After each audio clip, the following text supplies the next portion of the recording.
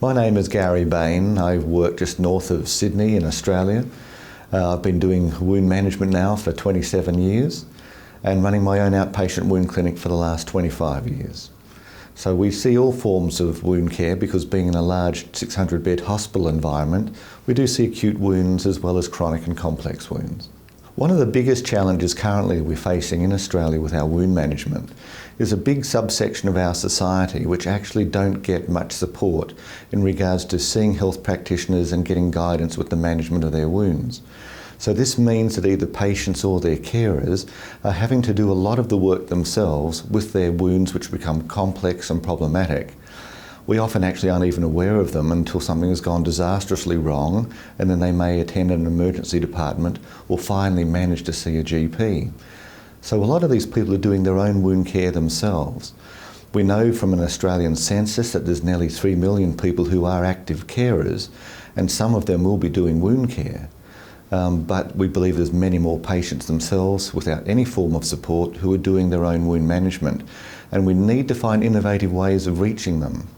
Because what we tend to have is we have people with cultural reasons for probably not wanting to go and see a GP or engaging with a health practitioner. We have a large asylum community now who are very insular, very secluded within their own ranks. And so we're facing these issues of non-inclusion of people with difficult wounds. And we've learnt that most often the primary place of contact is in fact their pharmacist. So that sometimes is our best and only option, is to say, how can we reach people who've got wound problems, and is the pharmacist the best point of contact? And then one of the problems we have there, which we need to address, is how can somebody come in who's got their own wound, go into a pharmacy, say, what do I now need which is appropriate for my wound at this time? Who can I talk to? What products do I buy? How do I use them? How do I pay for them? When can I get them delivered? Can somebody give me some guidance? And there is our big problem, but also a great opportunity. And Karen Innes-Walker, and in fact our evaluation team who comes from the Innovation Centre, they decided to say, how can we look at addressing some of these issues? And in particular looking at a mentoring program which we could put in place within general practice and also within the community nurse setting, by way of saying, here is somebody with senior experience, they've got qualifications and experience with wounds. They can act as your guide, they can help you with the questions and difficulties you've got with the patients they're currently caring for.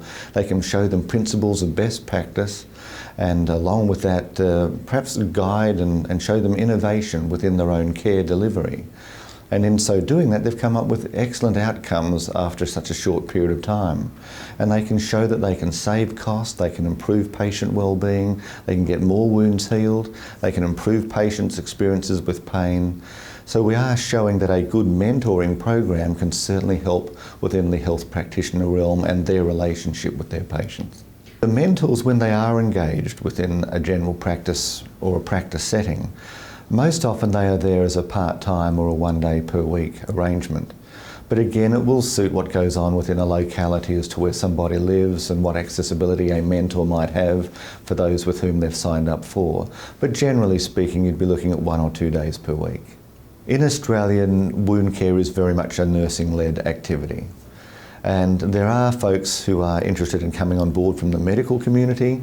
They will be driven by some GPs. There is also a reasonable number of plastics and vascular men who have some interest as well. But their numbers are small, and it is largely a nursing domain. One of our issues we have is that now that nursing training has changed in recent decades, and we're going more to a degree and university base, our nurses are perhaps not being as skilled in wound management as they once were. And if the nurses are the ones who are leading the field and assisting our medical community, who themselves are not well trained in wound management, we have created some issues for ourselves as we move forward with our current training and the perhaps lack of definitive wound management as part of that training experience. The diabetic foot in Australia, we are seeing better working relationships between podiatrists and nursing staff and GPs. There are some centres of excellence where they are working together well as a team. However, there are not enough podiatrists for our population, being spread as broadly as it is, to have these centres of excellence in all of the areas you need them.